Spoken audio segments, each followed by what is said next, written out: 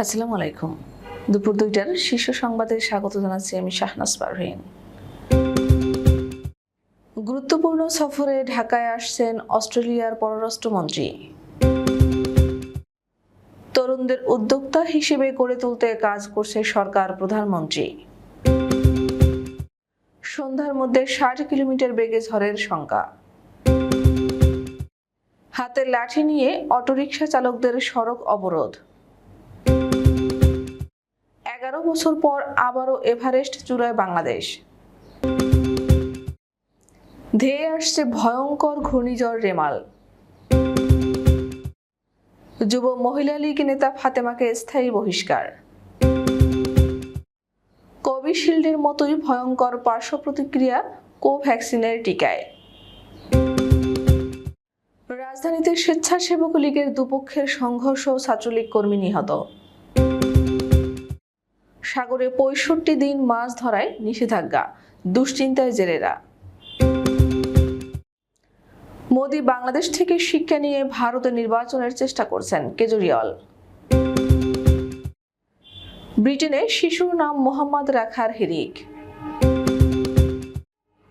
এবং ট্রাম্পের মস্তিষ্ক বিকৃত, গণতন্ত্রের জন্য হুমকি বাইডেন। শুনছিলেন শিরোনাম, এবার বিস্তারিত। বাংলাদেশ সফরে আসছেন অস্ট্রেলিয়ার পররাষ্ট্রমন্ত্রী পেনি ওং। ২১ থেকে ২২ মে তার এই সফরের মূল লক্ষ্য থাকবে বাংলাদেশের সঙ্গে দ্বিপক্ষীয় সম্পর্ক জোরদার করা এবং আঞ্চলিক শান্তি, সমৃদ্ধি ও নিরাপত্তার জন্য সহযোগিতা জোরদারের উপায় খুঁজে বের করা। রোববার পররাষ্ট্র মন্ত্রণালয়ের একটি সূত্র জানায়, তার সফরে বাণিজ্য ও বিনিয়োগ, টেকসই ও নবায়নযোগ্য জ্বালানি উৎপাদন, রোহিঙ্গা সংকট, সামুদ্রিক নিরাপত্তা, প্রযুক্তি হস্তান্তর এবং অবাধ ও উন্মুক্ত ইন্দো প্যাসিফিক অঞ্চল নিয়ে আলোচনা হওয়ার সম্ভাবনা রয়েছে। পররাষ্ট্র মন্ত্রণালয়ের একজন ঊর্ধ্বতন কর্মকর্তা বলেন, পেনি ওং প্রধানমন্ত্রী শেখ হাসিনার সঙ্গে সৌজন্য সাক্ষাৎ করবেন এবং পররাষ্ট্রমন্ত্রী হাসান মাহমুদের সঙ্গে দ্বিপক্ষীয় বৈঠক করবেন। তিনি বলেন, অস্ট্রেলিয়ার পররাষ্ট্রমন্ত্রীর সঙ্গে থাকবেন দক্ষিণ ও দক্ষিণ পূর্ব এশিয়া গ্রুপের ডেপুটি সেক্রেটারি এবং পররাষ্ট্র ও বাণিজ্য বিভাগের দক্ষিণ পূর্ব এশিয়া অফিসের প্রধান মিশেল চ্যান সহ একটি ছোট প্রতিনিধি দল। রোহিঙ্গা শিবিরের পরিস্থিতি দেখতে সেখানে যাওয়ার কথা রয়েছে তার। প্রধানমন্ত্রী শেখ হাসিনা বলেছেন, তরুণ প্রজন্মদের উদ্যোক্তা হিসেবে গড়ে তুলতে ক্ষমতায় এসে কাজ শুরু করেছে আওয়ামী লীগ সরকার। রোববার সকালে বঙ্গবন্ধু আন্তর্জাতিক সম্মেলন কেন্দ্রে ১১তম জাতীয় ক্ষুদ্র ও মাঝারি শিল্পের পণ্য মেলায় উদ্বোধনীয় অনুষ্ঠানে একথা বলেন তিনি। প্রধানমন্ত্রী বলেন, শুধু পণ্য উৎপাদন করলেই হবে না, পণ্য উৎপাদনের সঙ্গে সঙ্গে পণ্য বাজারজাতকরণের দিকেও নজর দিতে হবে। তিনি আরও বলেন, বিশ্ব অর্থনীতির প্রভাব পড়েছে বাংলাদেশে, তবে মূল্যস্ফীতি নিয়ন্ত্রণে কাজ করছে সরকার। দেশের শিল্প খাতে ১০০টি অর্থনৈতিক অঞ্চল করা হয়েছে বলে জানান তিনি। দেশের ২ জেলার উপর দিয়ে ঘন্টায় সর্বোচ্চ ৬০ কিলোমিটার বেগে ঝড় বয়ে যেতে পারে বলে জানিয়েছে আবহাওয়া অধিদপ্তর। সেই সঙ্গে বজ্রবৃষ্টিও হতে পারে বলে জানানো হয়েছে। রোববার সন্ধ্যা ৬টা পর্যন্ত দেশের অভ্যন্তরীণ নদীবন্দরগুলোর জন্য দেওয়া এক পূর্বাভাসে এই শঙ্কার কথা জানানো হয়েছে। আবহাওয়াবিদ মোহাম্মদ শাহিনুল ইসলাম স্বাক্ষরিত পূর্বাভাসে বলা হয়েছে, চট্টগ্রাম এবং সিলেট অঞ্চলের উপর দিয়ে পশ্চিম অথবা উত্তর পশ্চিম দিক থেকে ঘন্টায় ৪৫ থেকে ৬০ কিলোমিটার বেগে বৃষ্টি অথবা বজ্রবৃষ্টি সহ অস্থায়ীভাবে দমকা অথবা ঝোড়ো হাওয়া বয়ে যেতে পারে। এসব এলাকার নদীবন্দরগুলোকে ১ নম্বর সতর্ক সংকেত দেখাতে বলা হয়েছে। রাজধানীতে অটোরিকশা বন্ধের ঘোষণার প্রতিবাদে অবরোধ কর্মসূচি পালন করেছেন চালকরা। রোববার সকাল থেকে রাজধানীর মিরপুরের বিভিন্ন এলাকায় হাতে লাঠি নিয়ে সড়ক অবরোধ করে রেখেছেন তারা। রোববার সকাল ১০টা থেকে মিরপুর ১ ও ১০ নম্বর এবং আগারগাঁও এলাকায় সড়ক অবরোধ করে রেখেছেন অটোরিকশা চালকরা। অটোরিকশা চালকদের রাস্তা অবরোধ করার কারণে এসব এলাকায় যান চলাচল ব্যাহত হচ্ছে। ফলে মিরপুরের বিভিন্ন এলাকায় লম্বা যানজটের সৃষ্টি হচ্ছে। পঞ্চম বাংলাদেশি হিসেবে বিশ্বের সর্বোচ্চ শৃঙ্গ মাউন্ট এভারেস্ট জয় করেছেন বাবর আলী। আজ বাংলাদেশ সময় সকাল 8:30টায় এভারেস্টের চূড়ায় ওঠেন তিনি। রোববার বেস ক্যাম্প টিমের বরাতে গণমাধ্যমকে এ তথ্য নিশ্চিত করেছেন অভিযানের প্রধান সমন্বয়ক ফরহান জামান। হিমালয়ের স্মৃতিধার চূড়া জয়ের জন্য বাবর আলী রওনা দিয়েছিলেন ১ এপ্রিল। চূড়াটি পর্বতের ১৫,০০০ 500 ফুট ওপরে। সকাল 8:30টায় সেখানে তিনি বাংলাদেশের পতাকা ওড়ান। তবে অভিযান কিন্তু এখনো শেষ নয়। বাবরের আসল লক্ষ্য শুধু এভারেস্ট নয়, সঙ্গে লাগোয়া পৃথিবীর চতুর্থ শীর্ষ পর্বত লোৎসেও। রোববার ক্যাম্প 4-এ নেমে মাঝরাতে আবারও শুরু করবেন দ্বিতীয় লক্ষ্যের পথে যাত্রা। সব অনুকূলে থাকলে ভোরে পৌঁছে যাবেন এর চূড়ায়। রাজধানী ঢাকা সহ দেশের 12 অঞ্চলের উপর দিয়ে ঘন্টায় 60 কিলোমিটার বেগে ঝড় বয়ে যেতে পারে বলে জানিয়েছে আবহাওয়া অধিদপ্তর। সেই সঙ্গে বজ্রসহ বৃষ্টিও হতে পারে। রোববার সকাল 9টা পর্যন্ত দেশের অভ্যন্তরীণ নদীবন্দরগুলোর জন্য দেওয়া এক পূর্বাভাসে এসব তথ্য জানানো হয়েছে।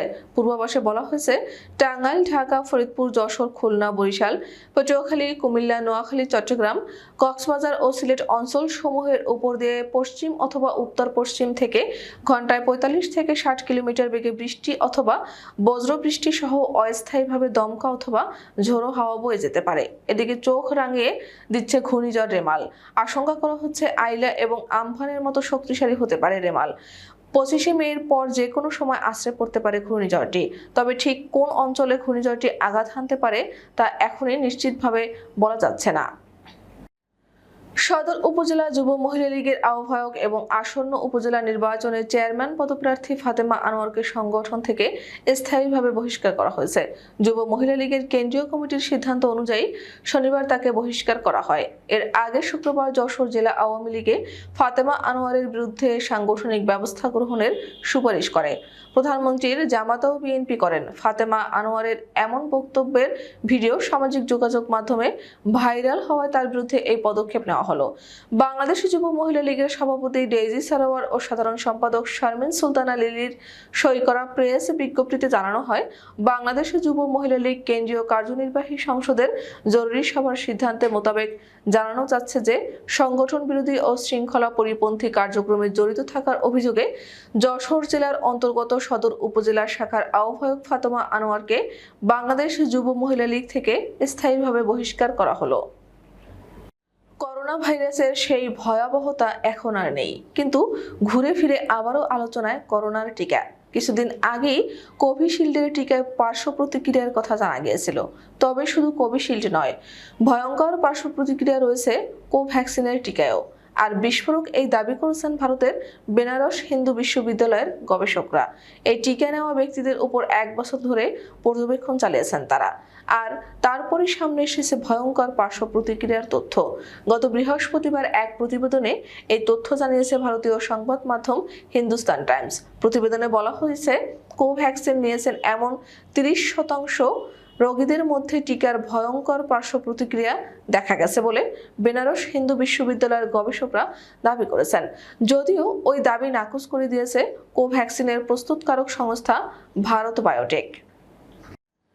ঢাকায় জাতীয় সংসদ ভবনের সামনে মানিক মিয়া অ্যাভিনিউয়ের রাস্তা পার হওয়াকে কেন্দ্র করে স্বেচ্ছাসেবক লীগের 2 গ্রুপের সংঘর্ষে ছাত্রলীগের এক কর্মী নিহত হয়েছেন। নিহত মেহেদী হাসান বাড্ডার নূরের চালা এলাকার বাসিন্দা। শনিবার বিকেল 5:30টার দিকে রাস্তা পারাপারকে কেন্দ্র করে স্বেচ্ছাসেবক লীগের 2 গ্রুপের সংঘর্ষের মধ্যে ছুরিকাঘাত করা হয় তাকে। তাৎক্ষণিকভাবে তাকে শহীদ সোহরাওয়ার্দী মেডিকেল কলেজ হাসপাতালে নেওয়া হলে চিকিৎসক তার মৃত্যুর কথা জানান। দেশের সামুদ্রিক মাছের সুষ্ঠু প্রজনন, মজুদ, সংরক্ষণ ও সহনশীল নিশ্চিত করার লক্ষ্যে আজ 20 মে থেকে 23 জুলাই পর্যন্ত 65 দিনের জন্য মাছ শিকার করা বন্ধ থাকবে।